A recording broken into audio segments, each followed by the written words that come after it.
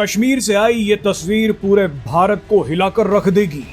ये तस्वीर इसलिए खतरनाक है क्योंकि ये भारत की सुरक्षा के लिए सबसे बड़ी चुनौती बन गई है। इस तरह की तस्वीर को सालों से कश्मीरियत और इंसानियत जैसे शब्दों की आड़ में ढका जा रहा है, मगर अब एक्शन लेने का वक्त आ गया है। दरअसल कश्मीर में चल रहे ऑपरेशन महादेव के दौरान सुरक्षा बलों ने जब पहलगाम हमला करने वाले 3 आतंकियों को ठोक दिया तो अचानक कुछ ऐसा दिखा जो आपको हैरान कर देगा।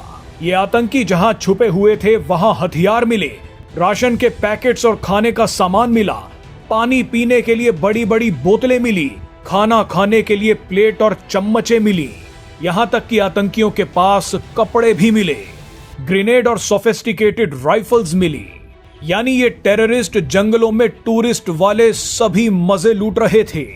आतंकियों के पास ऐसा सामान मिलना देश के लिए बहुत खतरनाक है।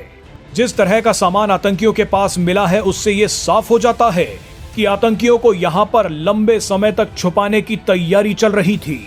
पहलगाम आतंकी हमले के बाद भी कश्मीर के कई लोग आतंकवादियों को पाल रहे हैं। ये वो ओवरग्राउंड वर्कर्स हैं जो आज भी भारत से गद्दारी कर रहे हैं, अगले हमले के लिए आतंकियों को खिला पिलाकर मजबूत कर रहे हैं। अब वक्त आ गया है कि ओवरग्राउंड वर्कर्स का भी इलाज आतंकियों की तरह किया जाए। ये गद्दार लोग आतंकियों से भी ज्यादा खतरनाक हैं। मजे की बात देखिए कि संसद में विपक्षी नेता गौरव गोगोई सवाल पूछ रहे हैं कि आतंकवादी आए कैसे, छिपे कैसे और अभी तक क्यों नहीं पकड़े गए। तो इसका जवाब आतंकियों के लिए ओवरग्राउंड वर्कर्स की कश्मीरियत और इंसानियत है।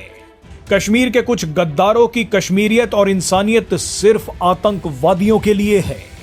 जब तक कश्मीर में आतंकियों के लिए इस तरह की कश्मीरियत और इंसानियत जिंदा रहेगी, तब तक भारत के अलग अलग इलाकों से आने वाले पर्यटकों पर हमले होते रहेंगे। भारत के जो लिबरल लोग कश्मीरियत और इंसानियत की बातें कर रहे हैं वो ये जवाब दें कि अमरनाथ यात्रा के लिए कुछ हिंदू भक्तों की सुरक्षा के लिए हजारों जवानों को क्यों तैनात करना पड़ता है। ये कैसी कश्मीरियत और इंसानियत है कि अमरनाथ की यात्रा के लिए कुछ हिंदू भक्तों की सुरक्षा के लिए हजारों जवानों को तैनात करना पड़ता है। ये सिर्फ इसलिए होता है कि हिंदू सिर्फ अपने भगवान के दर्शन कर लें। गौरव गोगोई संसद में खड़े होकर बयान दे रहे हैं कि कश्मीर के लोग पर्यटकों की मदद करते हैं। ऐसे में गौरव गोगोई अमरनाथ की यात्रा बिना सिक्योरिटी फोर्सेस के करवा कर दिखा दें। हैरानी की बात देखिए कि संसद में ही खड़े होकर विपक्ष की एक सांसद परिणीति शिंदे ऑपरेशन सिंदूर को तमाशा बोल रही हैं।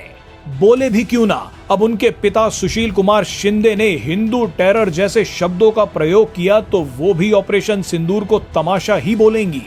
पी चिदम्बरम बोल रहे हैं कि सबूत दिखाओ कि आतंकवादी पाकिस्तानी थे। पूरा विपक्ष अभी भी ये पूछ रहा है कि हमारे कितने रफाल गिरे। जब तक इस तरह के बयान आते रहेंगे तब तक उसी तरह की कश्मीरियत और इंसानियत जिंदा रहेगी, जिसमें हजारों सुरक्षा बलों के बीच भगवान शिव के दर्शन करने पड़ते हैं। वैसे जाते जाते हम सवाल पूछने वालों से एक सवाल करना चाहते हैं। कई विपक्षी सांसद और लिबरल लोग अभी भी सरकार से सवाल पूछ रहे हैं कि हमारे कितने रफाल गिरे। ऐसे में हम उन लोगों से सवाल पूछना चाहते हैं कि क्या उन्होंने अमेरिका से ये कभी पूछा था कि अमेरिकी सेना पाकिस्तान में जब ओसामा बिन लादेन को मारने घुसी थी तो अमेरिकी सेना के पास जो दुनिया का सबसे जबरदस्त ब्लैक हॉक चॉपर था वो कैसे क्रैश हो गया। उस वक्त किसी ने अमेरिकी सेना से नहीं पूछा कि ब्लैक हॉक चॉपर कैसे गिरा, क्यों गिरा। सब तो खुशियां मना रहे थे कि ओसामा बिन लादेन मर गया, मगर ये सभी लोग भारत से राफेल के बारे में क्यों पूछ रहे हैं? ये किसके इशारे पर काम कर रहे हैं?